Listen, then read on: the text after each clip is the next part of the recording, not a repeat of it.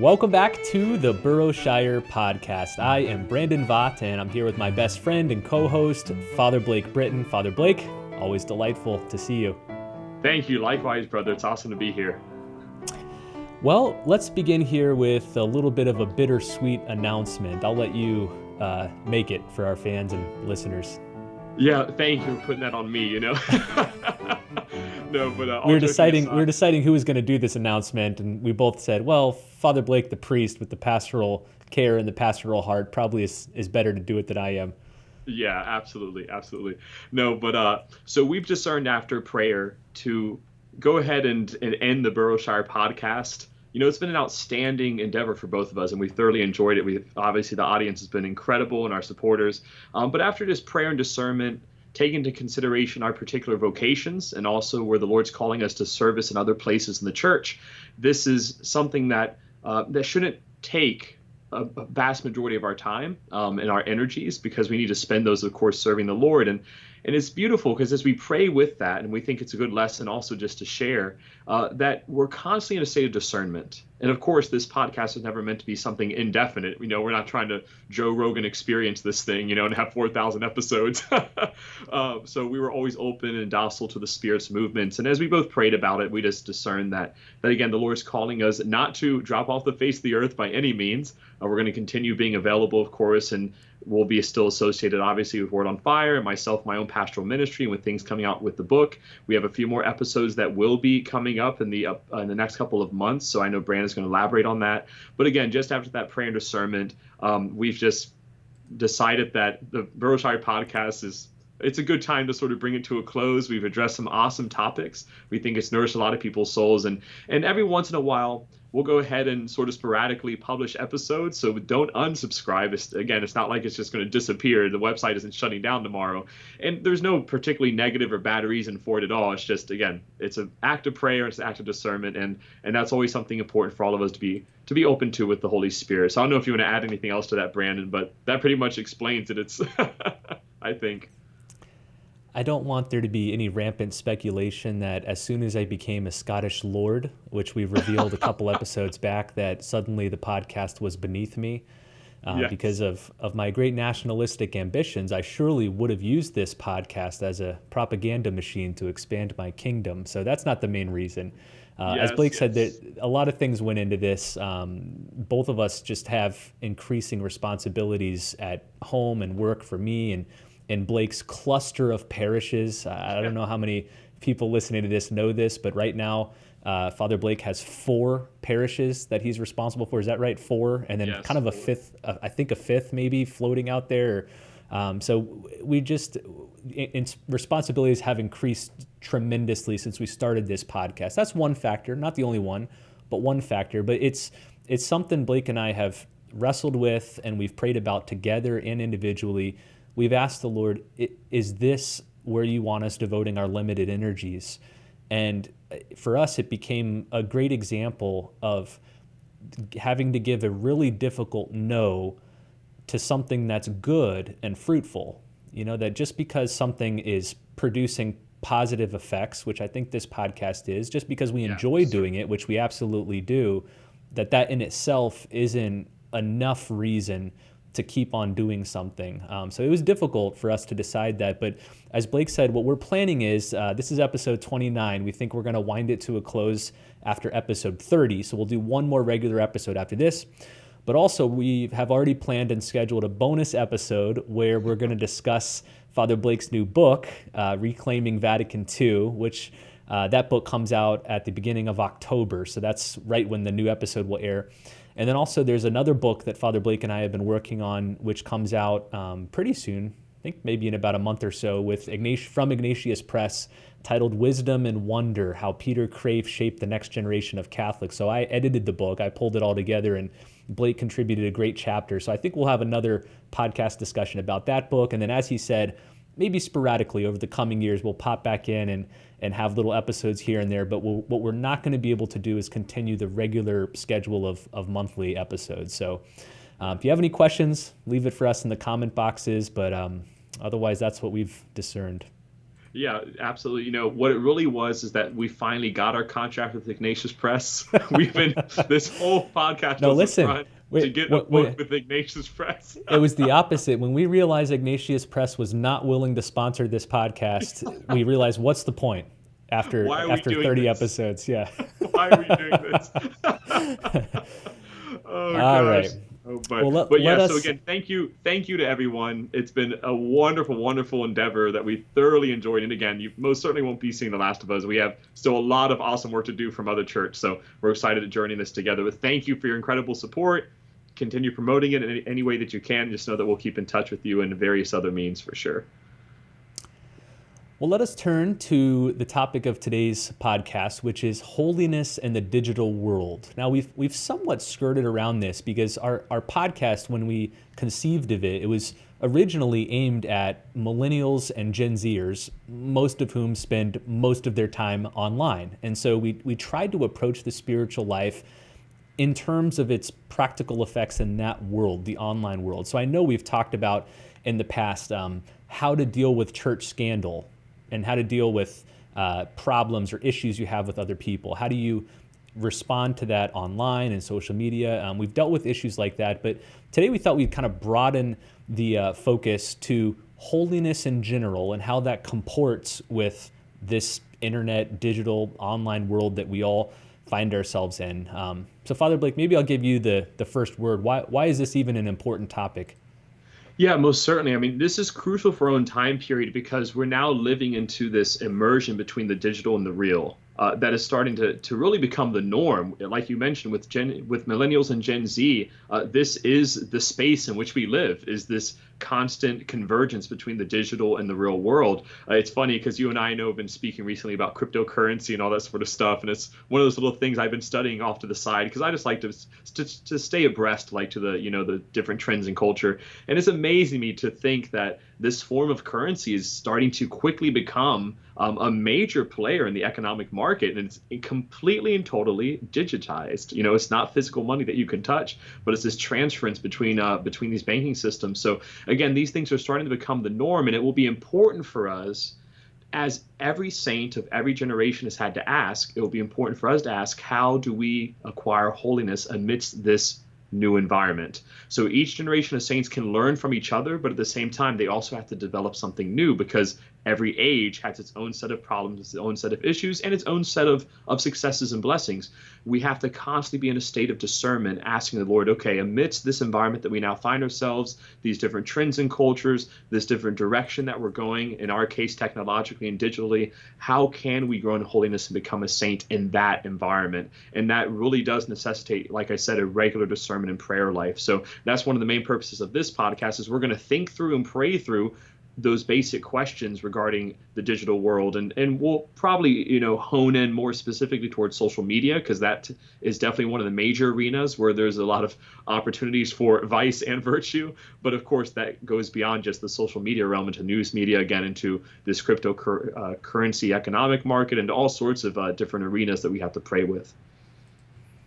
Way back several months ago, we did an episode on spiritual woundedness. I think it was episode number 9.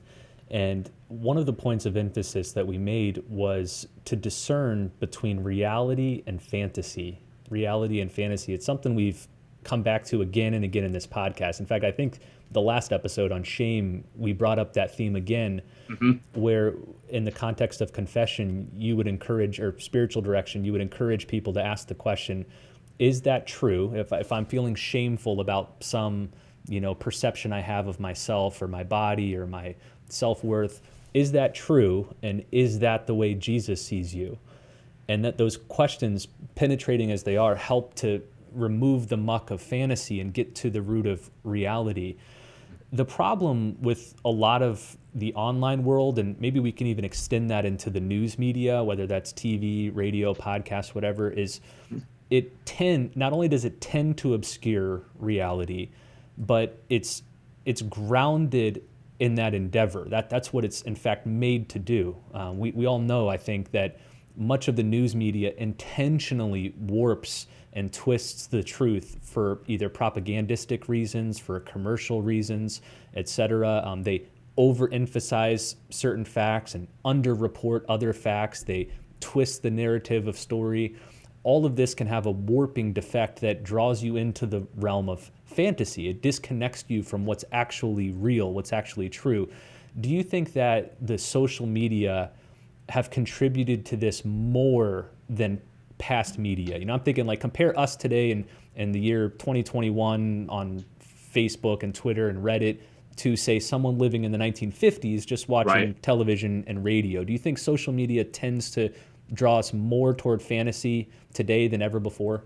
Yeah, absolutely. Yeah, beyond a shadow of a doubt, because what technology in and of itself really requires is that we put on a front, so to speak, especially when you go into things like social media. So we only allow people to see what we allow them to see. We give these pictures of ourselves. We give this sort of narrative about ourselves. I think you see this in very sad ways, and I'm going to use an extreme example here, but in very sad ways, for example, in Hollywood. When you have someone who looks on their Instagram account like they're doing awesome, and then they commit suicide the next day. You're like, well, just yesterday they were out at a 5-star restaurant and they were snapping selfies in the Bahamas, and now they're dead today. Well, they put forward a persona that in the end didn't really reveal what's happening underneath in the depths of their heart. So there's this lack of authenticity and integration between the person and the image that they're trying to portray. Again, social media and news media as well has really highlighted that tension between reality and fantasy. And it's important for us to always deal with the real. If we're not living in the realm of reality, then we're not going to live authentic and fulfilled lives. And we're constantly now dealing with an hyperinflation or overinflation of egos or overinflation of news or saturation of events that are taking place around us or politics or government, whatever it might be. And it really is at the cost of what's right in front of our faces. And it's amazing for me when I sit in a confessional, for example, and I'll hear confessions, or when I'm with people in spiritual direction or spiritual counseling, they'll mention, Father, I'm just so frustrated all the time at this politician, or I'm angry that this is happening in the world, or why is there so much evil and the children starving and all that.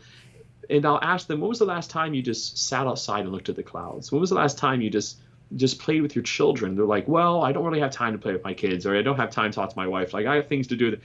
Well, what's happening is the reality of their family life, the reality of the beauty of the world around them is being warped by this hypersaturation of things that really are not immediately relevant to them.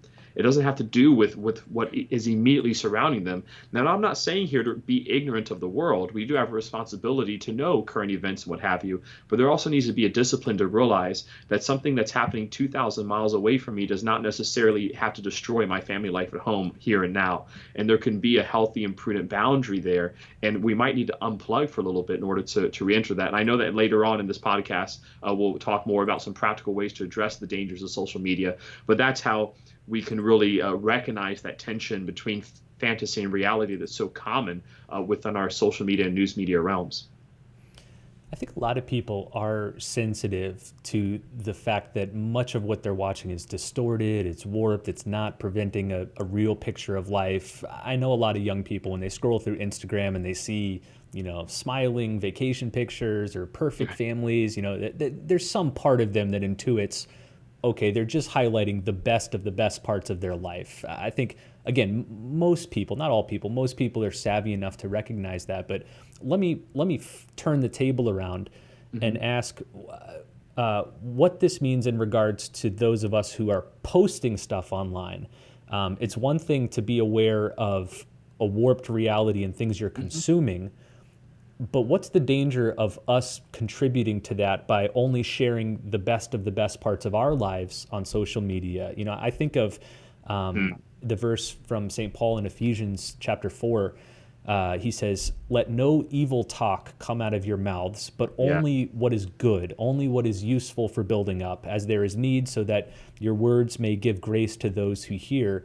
And it seems like he's in some ways encouraging this sort of behavior that, on Facebook, on Twitter, on Instagram, only post good things. Don't post things that will tear people down. Because I know there's a temptation to think, okay, well, the answer to this hyper glamorization of life is to also post like real pictures of my family, Right. screwing up, or you see in the online mom culture, there's a lot of that. There's a bunch of hashtags that are like, real life or real parenting or real moms, where it's like, no, actually, this is how it actually is in my house. There's like diapers flung across the walls. There's messes all over the place. The kids are half naked hitting each other. That's what it's actually like in my house.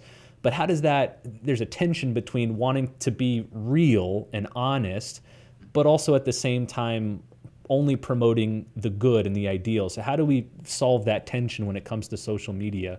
Yeah, that's a great question. And I've prayed through that a couple of times and spoken with several people about that, because it all comes down in the end to prudence. The world does not have the right, nor should it, know everything in all of your business all the time.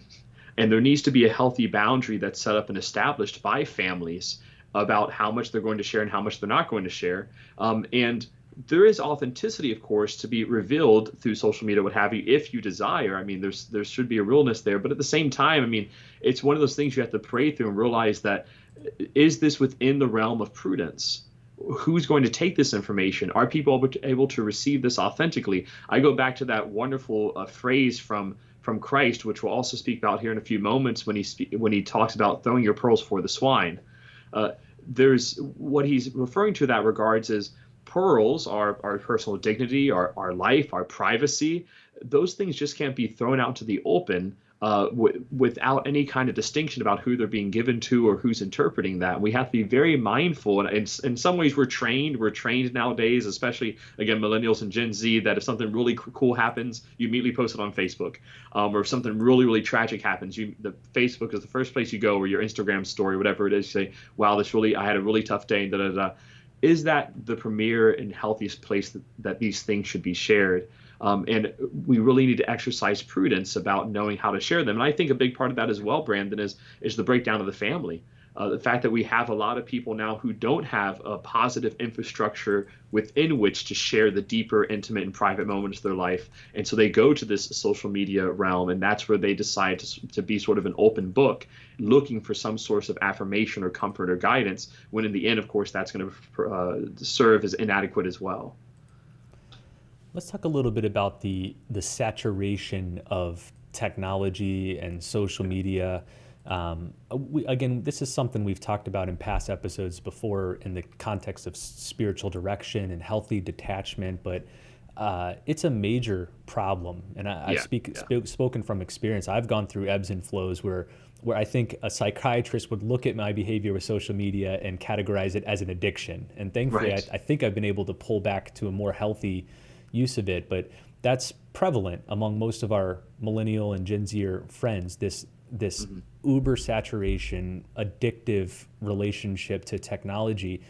What does a priest have to offer when it comes to that? Yeah. Again, it's incredibly dangerous, because the deeper we are saturated with technology, then the more and more we're abstracted from the real. And that's one of the things that I think I've noticed the most in my pastoral perspective, my pastoral ministry, is that we're now dealing with a generation of persons who are constantly plugged in, and they're not able to unplug. So they're, again, living sort of in two realms. They're living in this hyper digital, somewhat fantastical realm, which is not completely reflective of reality. And then they have to return to the reality of their daily lives. And sometimes there's a frustration about returning to the reality of their daily life, so they go back and escape again into the technology and the saturation. And this is where you get people who, I'm guilty of a Netflix binge or two, okay? So I'm not saying that you're a horrible mortal sinner if you want to watch, what the Kingdom of Heaven or something, or if you want to watch The Last Kingdom, rather, on a Netflix binge.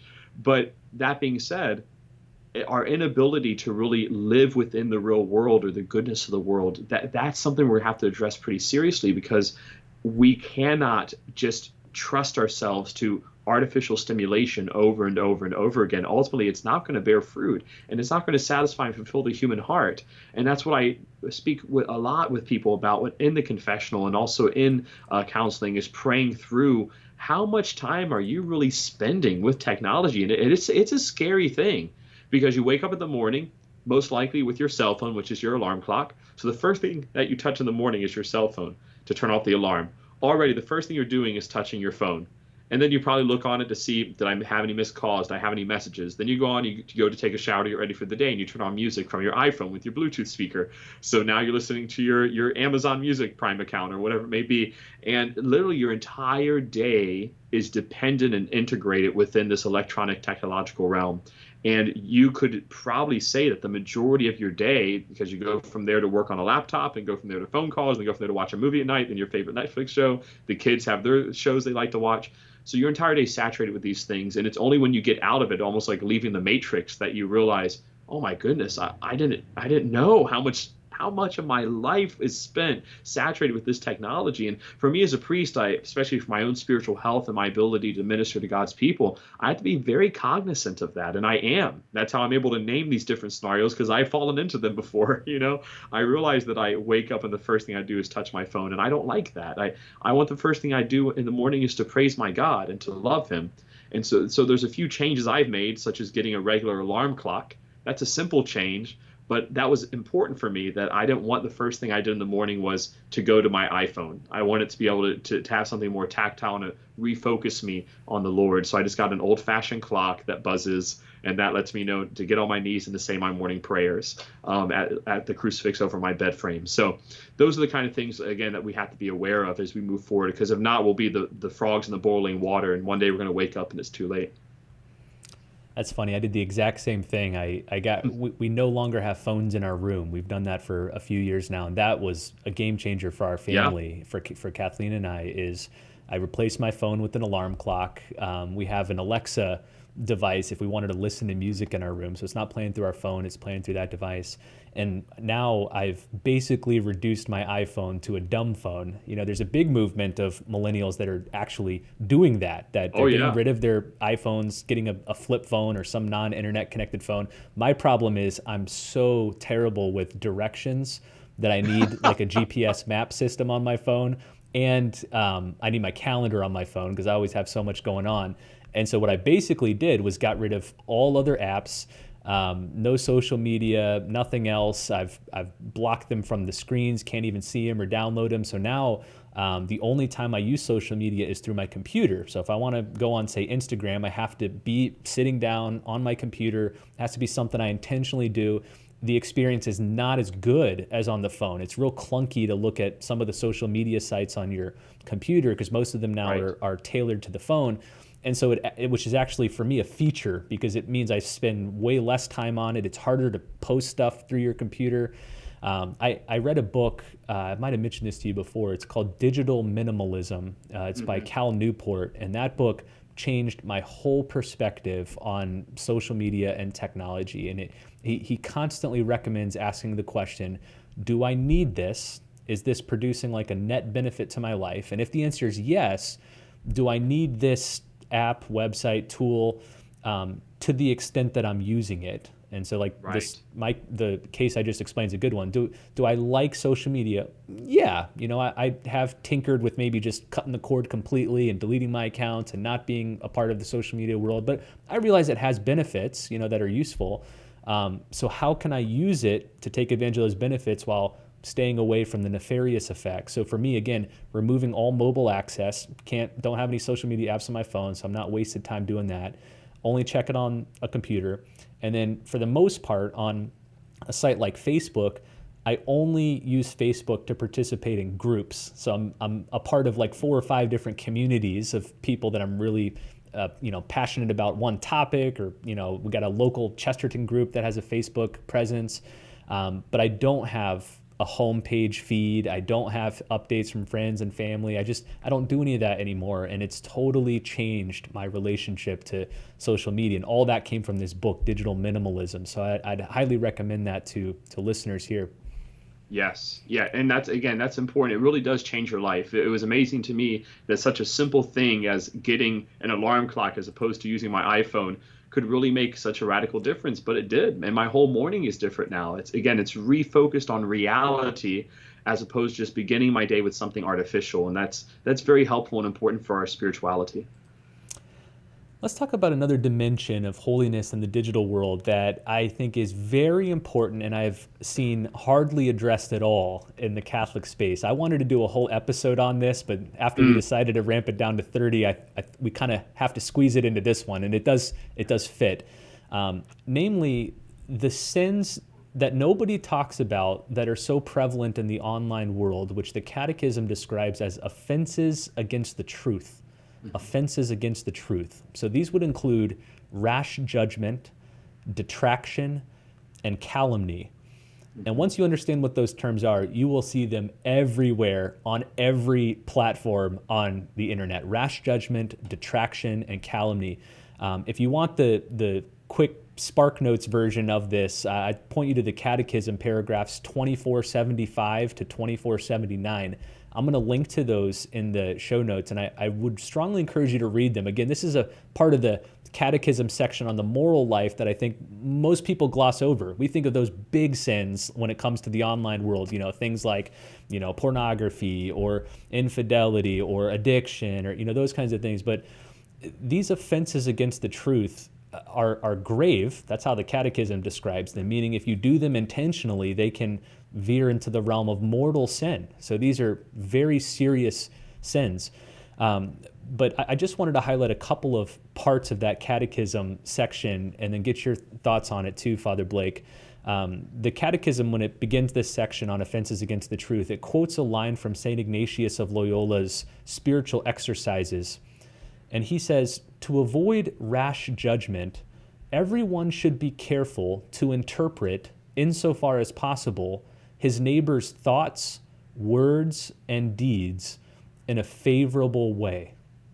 As far as possible, you should interpret your neighbor's thoughts, words, and deeds in a favorable way. And I remember reading that thinking, how exactly opposite that is from how most of us engage on social media. We always, and this isn't just in the realm of politics or the news media. This is, like on Catholic websites and Catholic comment boxes, discussions among fellow Catholics. It's always jumping to the very worst possible interpretation of what that person said or did, and then criticizing it publicly through social media. Do you see that too? And I'm also curious, this is a two-parter. In spiritual direction, when people come to you, is this at all common for people to recognize and diagnose that they're falling into these sins? Are many people aware of these types of sins? Yeah, so to answer that question first, a lot of people are unaware of the level of this sin. Now, I think that's a general lack of understanding of sin in general nowadays. Most people don't understand sin properly speaking, and so they don't have well-formed consciences to diagnose when they're committing a sin. But most certainly, there is not a good amount of people who are well-formed for conscience when it comes to social media and things like that, because I can tell you that this is not something I hear on a regular basis, but I know a lot of people are doing. And I've been on the receiving end of this, especially now with my Vatican II book, and it's fascinating to see that this is prevalent on both sides of the quote-unquote political spectrum. I hate to use the terms liberal and conservative. As you know, I'm not a big fan of labels such as that, but let's just use them for the sake of understanding with those who are listening. If I post something about the Second Vatican Council, for example, that's the whole point of my book.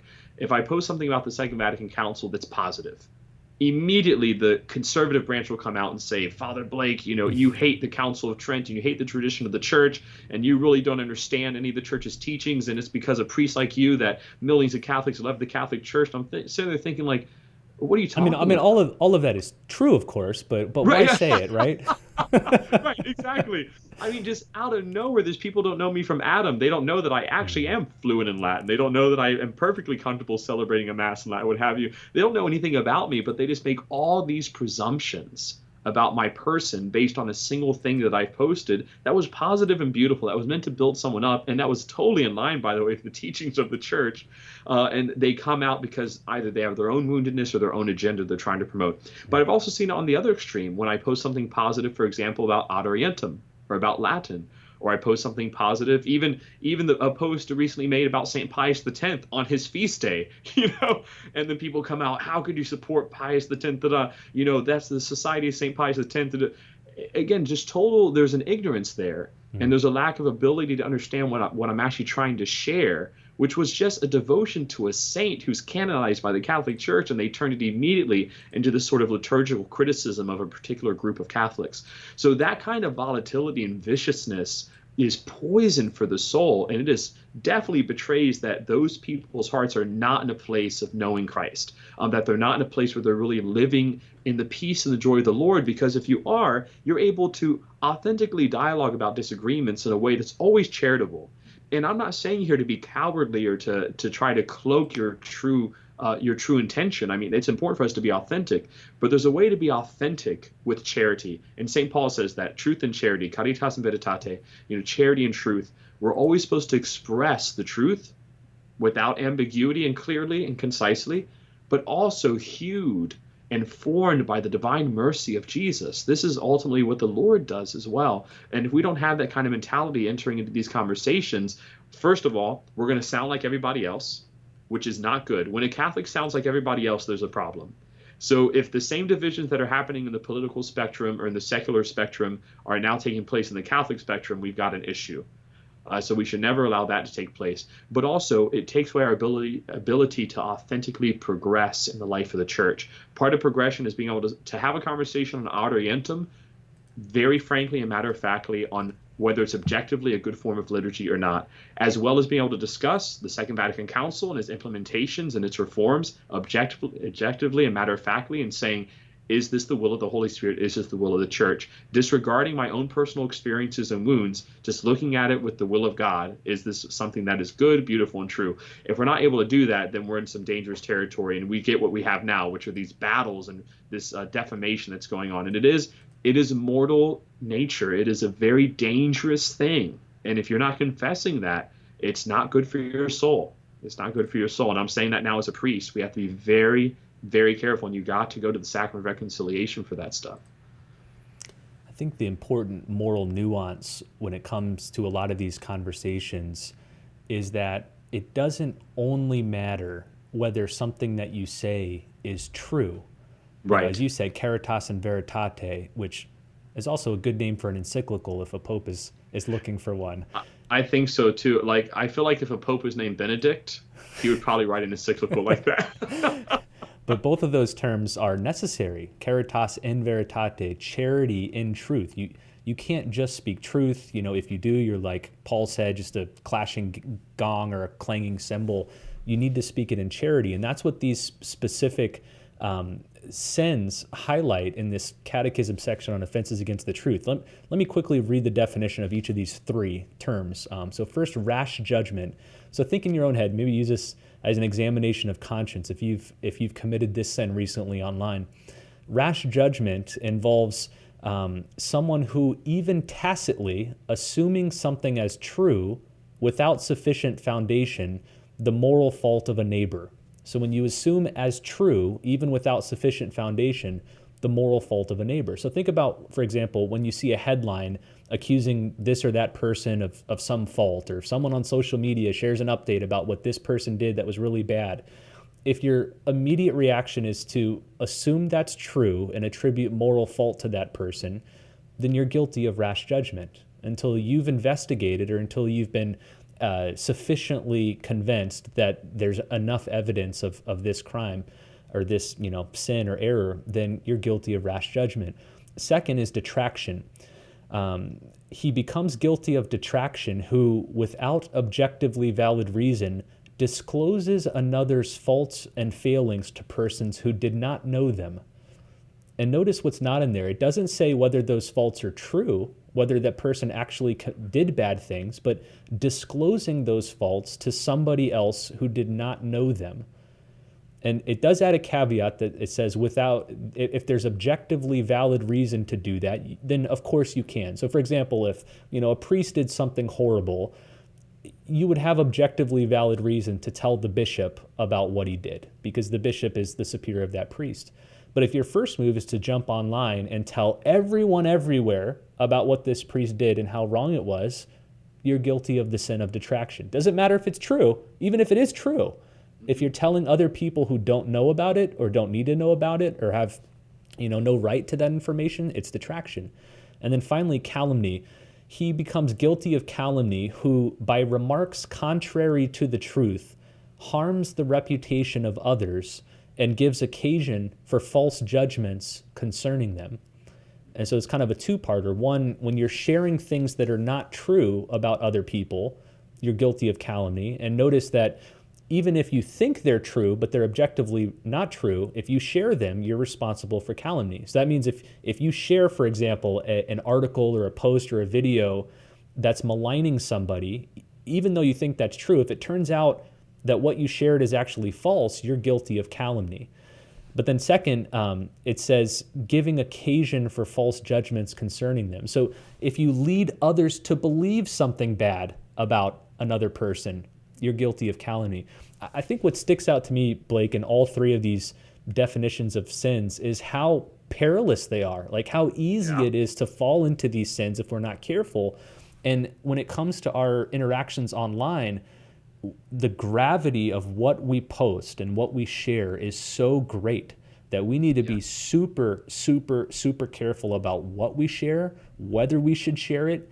I know I'm speaking personally here. I went through a major conversion period in this regard where I just basically had to stop getting involved in conversations about other people or events or, hot button political or cultural issues, because I started to realize that accusations and charges were just flying so fast and loose across my screen. And I would, of course, affirm the ones that, were on my side of the aisle or whatever, and quickly denounce people on the other side.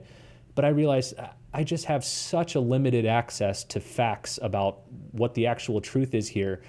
It would be so perilous for me to comment or promote or share this, because I'd be risking falling into one of these sins of rash judgment or detraction or calumny. Yes, yeah, and I've prayed a lot about this particular sin and where it comes from, what the root of it is. And you're absolutely correct in everything you've named. And they are very deadly sins. Again, they can easily go into mortal sin and be mortal nature. So those are things that have to be confessed in the sacrament of reconciliation.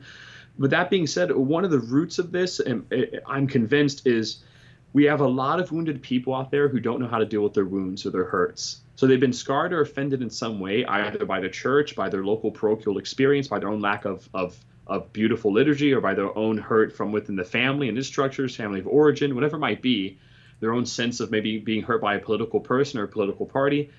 And because they don't possess the tools, or again, the infrastructure, the familiar parochial or religious infrastructure to minister to those wounds and to grow beyond them, those wounds fester and now they become reactive. So anything that sort of smacks of the thing that hurt them, they immediately revolt against. They're like a dog trapped in a corner, where now they're just going to bite the hand of any person that comes near them because it's touched a wound. It's a hot button issue. A Christian should not have hot button issues. Nothing is supposed to infuriate us like that. Nothing is supposed to disturb our peace of soul in such a manner, in such a way. You see this again in the lives of the saints. And let me be very clear. I'm not talking about this practiced apathy. I'm not talking about a sense of being completely emotionless and not having any sort of desire or zeal. That's not what I'm speaking about at all. What I'm talking about, and I think our audience would be very familiar, is if you don't have peace of heart, even when entering into conflict, there's a problem. Because wherever the Holy Spirit is, he brings peace. That is in the sacred scriptures. Wherever the Holy Spirit is, he brings chastity, perseverance. St. Paul names all these gifts, and none of them say that he brings irritation, frustration, calumny, defamation. He never brings this fury out. That's never from the Holy Spirit. So immediately when you start having those emotions or anxieties, you automatically know this is not the will of God. So now I need to go back and pray again. Why am I really being flustered by this event? What's actually bothering me? What is the root of this being bothered? Where is this flowing from? And how can I address it maturely, adequately, and with a Christian spirit of humility? If we have to go through that thought process before we make a single post or make a single YouTube video online, we have to pray through that. And if we're not, then we are in serious danger with our hearts and our souls. And not only that, one of the things that just is part of the nature, if you will, of social media is that we're also going to endanger the souls of thousands, possibly of other people. And I take that into serious consideration as a priest, as a homilist, I have to be mindful that when I preach my homily, it always flows from a conviction for the truth as well as a charity and a desire for the salvation of souls with a peace of heart. Because when I speak, people listen. The same is true whenever I post something online. I'm a priest of Jesus Christ. I'm not a private citizen or private individual only. I'm a priest. What I say, how I say it, the manner in which it is said, those things matter, and they possess a certain kind of gravitas. And woe unto me if I do not preach the gospel, and woe unto me if I do not preach the gospel the way that Christ is asking me to do so. And that's very, very important for us to keep in mind, both as clergy as well as, of course, as laypersons.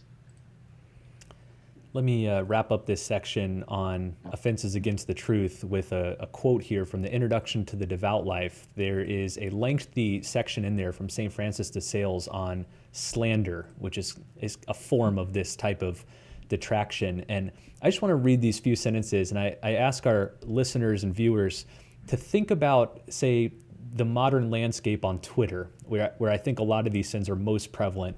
Tell me if you think this, when was he writing? 16th century, St. Francis de Sales? That sound about right? 500 years ago. But tell me if he hasn't put his finger right on the mark of slander on Twitter. Here's what he says. Those who slander others with an affectation of goodwill or with a dishonest pretense of friendliness are the most spiteful and evil of all. They will profess that they love their victim and that in many ways he is an excellent man, but all the same, truth must be told, and he was very wrong in this or that matter. Or such and such a woman is very virtuous generally, but and so on and so on. Do you not see through the artifice? He says, he who draws a bow draws the arrow as close as he can to himself, but it is only to let it fly more forcibly. And so such slanderers appear to be withholding their evil speaking, but it is only to let it fly with surer aim and to go deeper into their listeners' minds. Witty slander is the most mischievous of all.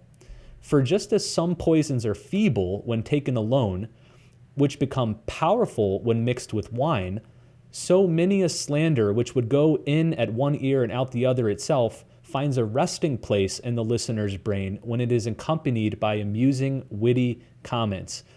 Again, 500 years ago, but he's putting his finger right on something important, that witty slander, funny slander, zingers, is still slander. And we tend to dismiss it or excuse it online because we're like, oh, he got him good, that's funny, or that was a zinger. Still slander, still detraction, still calumny. Yeah, absolutely. There has to be a deeper reflection on how we speak. And I share this actually when I'm with kids and they come to like their first reconciliation or something, and they'll say, Father, forgive me for I've sinned. I've said a bad word, and we'll always have a conversation like, well, why did God make your mouth? Why did God give you, like, monkeys can't talk and dolphins can't talk and birds can't talk? Why can you talk? Why did God give you that gift of talk? Why did he give that to human beings? And ultimately, it's amazing how these kids rationalize through it.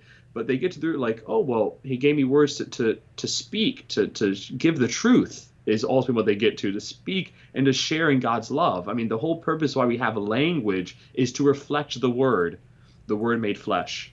And conversation is as valid, conversation is healthy insofar as it is reflecting the word, the fundamental logic of divinity, which of course is God is love. That is the foundation of all existence. God is love, and the love that he's shown with us through the Son and by the grace of the Spirit through the sacramental life of the church. So our conversations are always gauged against that background. And if it's not, again, hued with this ultimate desire for unity, holiness, humility, grace, love, then we have to reevaluate our conversation. All right, let's close here with some remedies to a lot of the social media temptations we've been discussing here. And I'm going to lean on you for these. You've listed out four of them, so I'll have you just walk us through. The first one is one you referenced a little earlier, that as Christ says in Matthew chapter 7, don't throw your pearls before swine. What does this mean in the context of the digital world? Yeah, such a great saying from our Lord. It's actually one of my favorite quotes from Christ because there's a special kind of brilliance there, and where he's asking us to exercise the virtue of temperance and prudence. Each of us have been given a pearl. What is that pearl? Our baptismal grace, our existence, our very life is a pearl. It's a beautiful gift from God, and we have to be careful what we do with that pearl. Are we throwing the pearl of our baptismal grace before the mob of social media, before, at the feet of these giant tech giants? Are we giving it away? It was for such a cheap benefit, such as a thrill on a Facebook comment or having someone click that they liked your Instagram post. We have to be mindful that we have a treasure within our hearts, and we cannot give that to the swine. And so when it comes to the realm of social media, news media, when it comes to being in the digital world, we got to be mindful that there are boundaries and privacies that should not be overstepped, and that which we need to keep safeguarded, because if not, they can be taken advantage of, or we can take advantage of other people's dignity. We can be the swine that destroy the pearls of someone else's human dignity and their identity in Christ. So we have to be very, very mindful of that. That's the first one. So don't throw your pearls before the swine. Don't allow yourself either to give away the grace of your baptism, give away the grace of your peace, your joy, your freedom, your happiness, and throw it to this Twitter mob. But at the same time, don't be the mob. Don't be the swine that goes and destroys the pearls of someone else's dignity.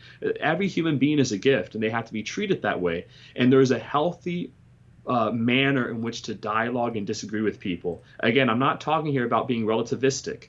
There are things that we need to call out. There are things that we need to point out for the sake of the truth of the gospel. But there's a way to do that which does not defame individuals or take away from their reputation. There's a way to do that, and that we can just let the truth have its say. And if that person is really in the wrong, the light of day is going to show that. We don't need to aid it. We don't need to try to batter that person into the ground while we're doing that. So we're here to follow Christ and to be holy. And to do that, we don't need Twitter. We don't need Facebook. We don't need Instagram. All we need is Jesus. All we need is Jesus. So that actually leads to the next point that before you get to that make. one, let me ask one more thing. Say something about the temptation to oversharing, which I think connects to this. Don't throw your pearls to swines. That you don't have to liberally throw your pearls to everyone everywhere. What's the danger of oversharing, and how do we fix that? If you overshare, you always have the risk that someone isn't going to treat the pearl respectfully. This goes back to what we were speaking when we had our episode on shame. St. John Paul II, in his Love and Responsibility, talks about positive shame versus negative shame. So negative shame, of course, is whenever we degrade our own dignity and personality. But positive shame was introduced after sin to safeguard our dignity from being abused by others. So we cover the nakedness of our bodies, because if we walked around naked, guaranteed someone would lust after us. Someone would look at our body in a disrespectful and abusive manner because of the reality of sin. The same thing is true when it comes to Facebook posts, when it comes to sharing very personal, intimate moments of our life. Social media is not a place to do that. We have to recultivate this notion of privacy into the world, that there is a such thing that should only be held within your heart between the Lord, or within your family intimacy in your marriage, or with your children, or with your particular family members or close friends like you and I. We're best friends. We have this form of unity where we share hearts with one another. But there are things that I've told you, there are things I've told my mom, there's things that people told me that should never be posted or shared. It would be totally inappropriate. So that's part of also throwing your pearls before the swine. Trust and privacy is a pearl, and we can't abuse that. And if we do, then we really reveal ourselves to be a person who isn't worthy of trust, but also a person who doesn't have the proper maturity or prudence to know what to share and what not to share. And that's very important for a society to be healthy, but also for ultimately human beings to develop to their fullest maturity. Yeah. So the next remedy that you offer is to get back to nature. Say something about this. Yeah, that's a great notion. So there's this wildlife preserve not far from me. For those of you who don't know, I'm like a nature addict, lover. I love being out in the wild, and I'm looking forward. Hopefully, I'll be taking Brandon camping sometime soon, because we need to introduce Brandon into the wild culture. We're going to make him go hunt all the black bears and rattlesnakes in the forest here in Florida. We just had a 5-foot alligator in our pond that I caught with my fishing pole a week ago. And so I've pretty much exhausted my my interaction with nature at this point. He's good for the next 6 to 12 months. I've hit my quota. I've got my nature quota. But for me, I just love the natural world. And there's this one wildlife preserve that's not far from my hometown in Osceola County. And they named it the Back to Nature Wildlife Preserve. And it was founded because a lot of kids, unfortunately, weren't going outside. And so they took a section of a beautiful forest, actually, and they turned it entirely into nature wildlife preserve. And they put an education center where they have bald eagles, and they have actually like a panther there. They have some bobcats. And these are all rescues, unfortunately, from like the black market, but they rescued the animals and now they rehabilitate them and they use them to teach kids about the beauty of creation and get them outside and teach them about the wildlife in the state of Florida. This is to address a really serious issue. And it comes from this one gentleman named Richard Louv, who I found recently, and there was a study that was done by another a doctor of psychology, Dr. Deborah, and they did this study with mothers, specifically mothers after the year 2000, so millennial and Gen Z mothers, asking them what was the average percentage of outside time that their child spent. And the answer was, from a study of over 800 women, that only 26% of their children would spend time outside. 26%. So that's nothing. That's over 70% of the child's time is spent indoors. And the answer was with video games, most typically, but also just watching television, just being inside. The reasons given were not having women within the home, which is a huge, huge problem. You know, when we don't have mothers in the home, mothers with their children, and I'm not blaming any mothers who have that. Some mothers have to work because maybe they're single moms or they have to provide for their families or for economic reasons, whatever it might be. But not having the feminine presence in the home is these children don't have anyone to keep them safe or to form them or to encourage them to do these things. So that was one reason. The other, of course, was technology. They went into danger, you know, worrying about people getting sick, about their children hurting themselves and getting ill. So this sort of hyper protective mentality. But either way, there's been a huge problem with millennials and Gen Z and the fact that they're unable to distinguish between reality and fantasy, and they're also unable to just be basic functioning human persons because they're not integrated with the real and natural world. So Richard Louv identifies this as nature deficit disorder, which is a fascinating term. And he says that this is one of the biggest problems right now with millennials and Gen Z, and especially the Gen Z children, is they don't even know how to fix a bike tire. They don't know how to go out, and climb a tree. I mean, just some of the most basic things that we grew up doing, playing imagination with toys, or picking up a stick and, saying that it's a sword. They may be told, oh, having a sword's too violent, whatever it might be. There's all these sorts of crazy things going on in the world right now, and they're not able to authentically develop. We have to get back into nature if we want to free ourselves from this dictatorship of technology, which is taking place in the world. And I really do encourage people all the time. I even use this as penances sometime.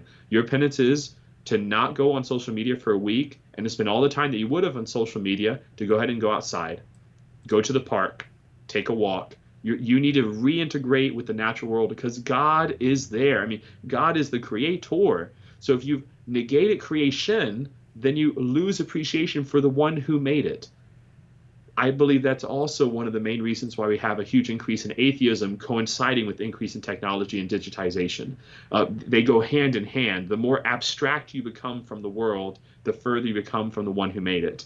So there's this correlation there as well. So getting back into nature is going to be key. Go on hikes, go on walks, learn to fish. I'm a Floridian, and I think every Floridian should be a fisherman or a fisherwoman. I just learn how to do it. Even if you stink at it, just watch a YouTube video or something and get out there and go fishing.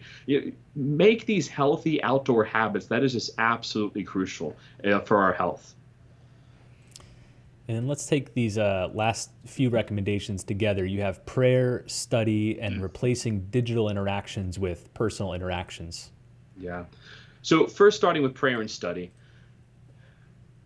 If we're going to enter into a dialogue with the world, we got to know what we're talking about. So I'll start with that first, and I'll go to the deeper realm of prayer and study.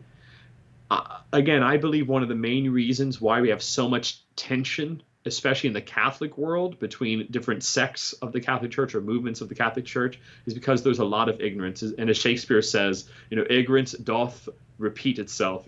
It goes on and continues to be repetitive. It breeds itself out. We have to know what we're talking about. We have to study and research, and not just secondhand or third hand. We can't say that we watched a YouTube video of someone telling us about something that they read, or they watched a YouTube video about saying that we know that thing now. We have to go back to primary and firsthand resources. And if we do that, we'll now enter into intellectual, again, rational discussions with people that are able to look for the truth. My goal is not to prove you wrong. My goal is to find out what's true. That's why I'm not here to embarrass you, to defeat you in an argument. I'm here to find out what the truth is so I can become a saint. That needs to be the perspective, and that can only come from prayer and study. The other part of it is, however, along with unplugging, along with getting back to nature, the time that we would spend wasting away on social media, or wasting away listening to news media, or wasting away, going on gaming or what have you, all that time could be spent in prayer and study, actually embracing again the reality of the world. And your life becomes so fulfilled in this way that it actually becomes unattractive at one point to have anything technological. And I'm sure you could speak to this, Brandon, with Burrowshire and the environment that you've made there for your family. But I can tell you that if I had a choice between sitting down and gaming, and you all know I love gaming, I love to game. But if I had a choice between sitting down and gaming for 6 hours, my favorite video game, or going on a kayak in the Ocala National Forest, I mean, not even a competition. I'd be on the kayak in 2 seconds. If I could never game again, and I'd be fine. There's just this love. If I had a choice between gaming for 6 hours and getting 6 hours of reading time where I could sit down and actually read books and study theology, not even a competition. Like, I would sit down and study theology.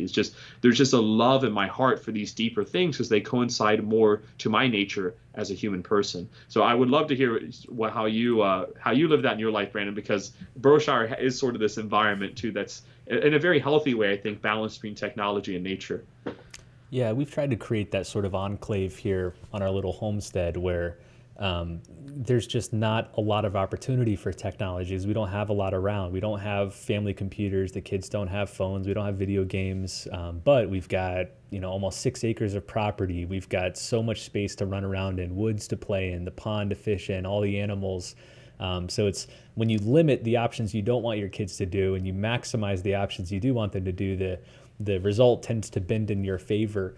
I wanted to make one observation though. Hearing you talk about, would I choose kayaking or canoeing versus video games or social media versus reading?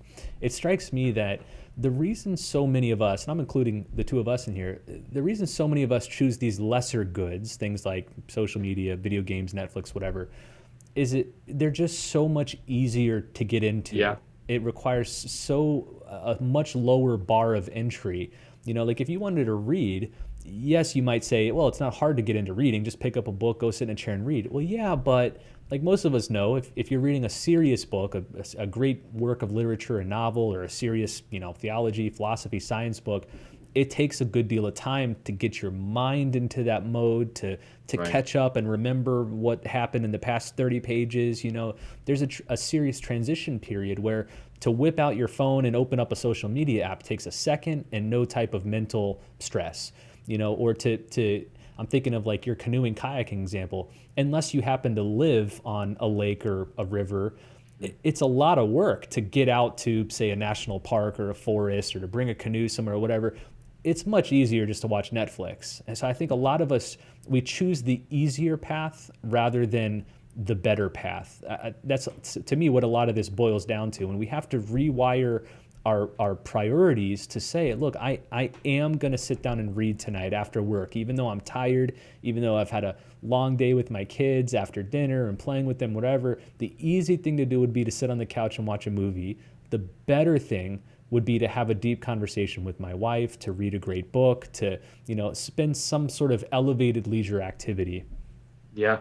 And when you take the risk and do the better thing, your heart you never is regret so fulfilled afterwards. Yeah. Ignatius of Loyola gives a wonderful example, of course, after he's shot in the leg with that cannonball and he's on rehabilitation for over a month in his bed, and he had already read through all of his military books and all the things that got him sort of irked and excited, and now he has to settle for the lives of the saints, and he's like, that's all they had left, okay. Right? That was the story. Is they asked for a book, and the only thing he hadn't read or that they had available was either a Life of Christ or Life of the Saints. So he's like, right. Okay, I guess I'll take that. Like, it's better than nothing. Right.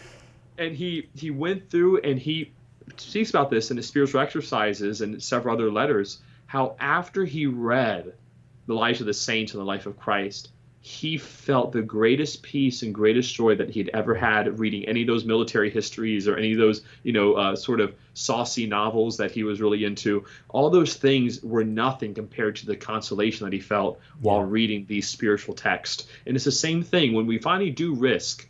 If we risk comfort for greatness, we'll never lose. We will never lose. If we risk comfort for greatness, you'll never lose. You'll always acquire that greatness. You always acquire that grandeur. So risk comfort, risk convenience for grandeur, and that's what you're going to receive. And I promise you, I have never once made a sacrifice for something grand or great or beautiful and regretted it. I've always benefited, and I've always felt better. So it's an amazing thing. Well, any more closing thoughts here before we wrap up on holiness in the digital world? Yeah.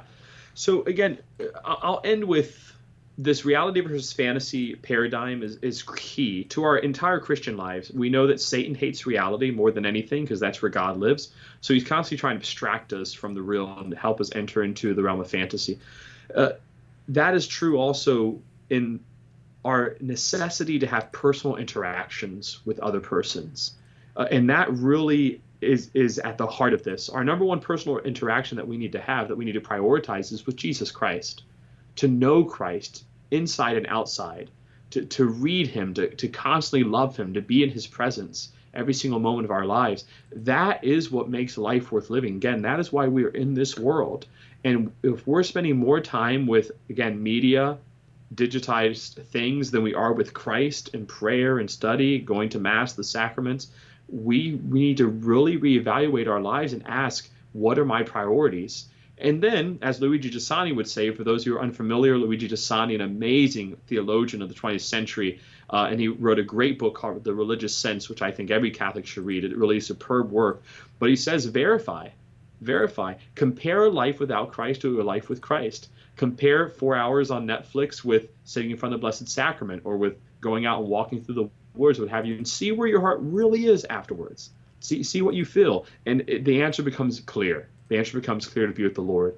And this is not telling you to go home and smash your computers. I'm not telling you to go out and to delete all of your accounts tomorrow. What we're praying about here is a kind of awareness, if you will, of the heart and of the mind, to realize what is our true priority and purpose in life, and to protect us spiritually from getting sucked into these pitfalls of sin that are most certainly there and that take away from the fullness and the joy of life. So it's always about having that balance and that maturity and prudence to discern, should I get into this discussion or not? Should I be part of this issue or not? Should I read this, or should I be listening to this 4 hours of news or not? What should I be doing to really embrace Christ and to embrace the world with authenticity and love? Well, we hope that's given you a lot to think and reflect on when it comes to trying to be saints in this digital world. Again, not to discount the positive benefits of this digital world. We didn't really talk much about it here. We have, of course, elsewhere. We've talked about the positive benefits of evangelizing online, of video game culture, a lot of those other dimensions. This one was more about cultivating and protecting our holiness in the midst of this landscape. So hope that's given you a lot to appreciate. Again, we've got one more episode of the Burrowshire podcast before we wind to a close, episode 30, which we're going to be talking about protecting our joy. How do we keep our joy even in very dark and difficult times? So we thought that'd be a fitting conclusion to this podcast series. And of course, a couple of bonus episodes coming up, one on Father Blake's book, one on the Peter Craiff book. So you're not done with us yet. We still got a little bit more here in the tank. Well, thanks so much for listening and watching, and we'll see you next time on the Burrowshire podcast.